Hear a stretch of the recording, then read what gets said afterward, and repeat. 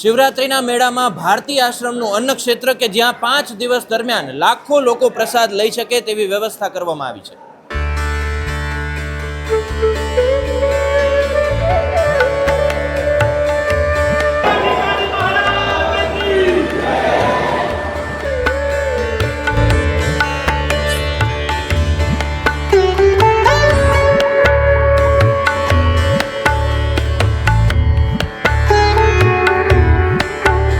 ચિરાગભાઈ, શું કહેશો? અહીંયા ભારતી આશ્રમમાં હરિહર માટેની કેવી વ્યવસ્થા હોય?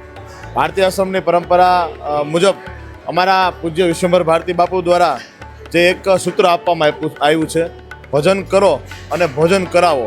આ સૂત્ર સાર્થક કરવા માટે અહીં સતત અવિરત ભોજન ચાલુ હોય છે અને લાખોની સંખ્યામાં લોકો અહીં રોજ શિવરાત્રિ છે તો શિવરાત્રિની અંદર તો લાખો લોકો આવતા જ હોય છે, પણ રોજે 2 થી 3 હજાર 4 હજાર માણસો રોજ ભોજન કરતું હોય છે. અમારા પૂજ્ય હરિહરાનંદ ભારતી બાપુ જેમના નેજા હેઠળ અત્યારે જે ગુરુજીનું સપનું હતું કે ભજન કરો અને ભોજન કરાવો, અત્યારે અમારા પૂજ્ય હરિહરાનંદ બાપુ ભજન કરો અને ભોજન કરાવવાનો આ સૂત્ર સાર્થક બનાવી રહ્યા છે. અને શિક્ષણમાં પણ ખૂબ અમારા ગુરુદેવ ખૂબ ધ્યાન દઈ રહ્યા છે. તમામ લોકો શ્રદ્ધાથી લોકો આશ્રમમાં પધારે છે.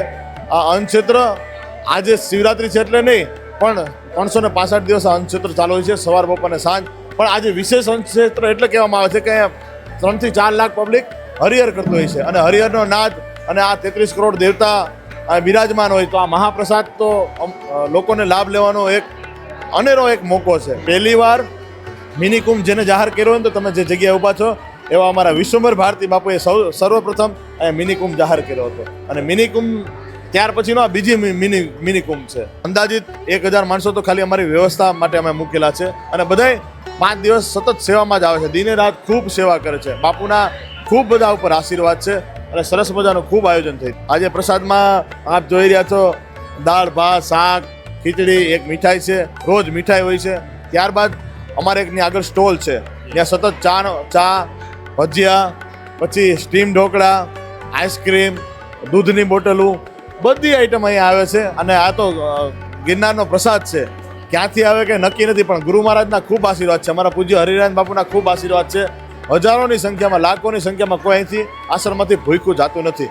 ત્યારે એક રણછોડદાસ બાપુ કે પંચી પાણી પીને છે ઘટે ના સરિતા નીર, ધર્મ કરે ધન ના ઘટે સહાય કરે રઘુવીર. આ આપણે એમાં સૂત્ર સામેલ કરીએ કે સહાય કરે ગિરનારી. ભવનાથ દાદાના ખૂબ આશીર્વાદ છે, ગિરનારી મહારાજના ખૂબ આશીર્વાદ છે.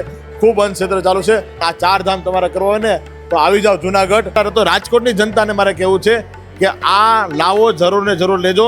આ મહાશિવરાત્રિ છે, આ મહાકુંભ છે.